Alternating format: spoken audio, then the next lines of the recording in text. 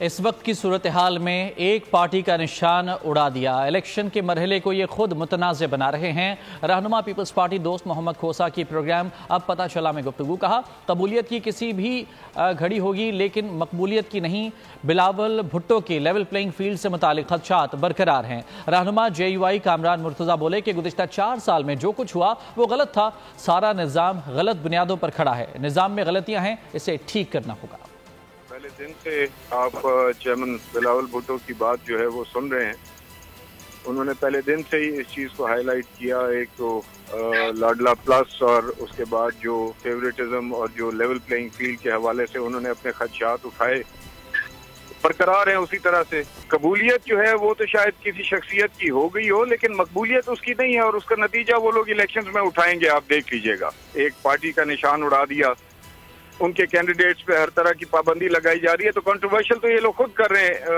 Electoral process کو آنے دیتے، لیٹ دی پیپل ڈیسائیڈ کہ کون ان کے لیے بہتر ہے اور کون نہیں۔ ہم نے وہ 4 سال کا دور بھی دیکھا ہے اور جو کچھ اس میں ہمارے ساتھ ہوتا رہا ہے وہ بھی ہم نے دیکھا بھی ہے اور سہا بھی ہے۔ بہرحال اس کے باوجود اگر کوئی غلط ہو رہا ہے تو ہم اس کی مذمت کرتے ہیں۔ یہ سارے کا سارا نظام جو ہے وہ بالکل غلط بنیادوں پہ کھڑا ہے، اور جو درست بنیاد ہوتی ہے وہ آپ کے اندر ہوتی ہے۔ آپ نے اللہ کے بعد اگر کسی کو جواب دینا ہوتا ہے تو وہ اپنے ضمیر کو جواب دینا ہوتا ہے۔ یہ صرف آج نہیں ہے کہ یہ پہلی دفعہ ہو رہا ہے، یہ نظام کی غلطی ہے، نظام کو درست کرنا ہو۔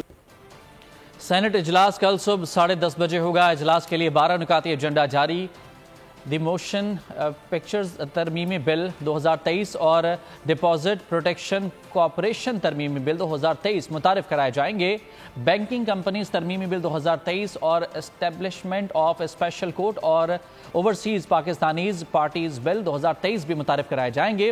اوورسیز کی واپسی کے نتیجے پر سرٹیفکیٹ کی حکمت عملی پر بھی توجہ مبذول کرائی جائے گی۔ ایوان میں ویکسین کی عدم دستیابی پر توجہ دلائی جائے گی۔ سبسکرائب کریں اور بیل دبائیں تاکہ کوئی خبر رہ نہ جائے۔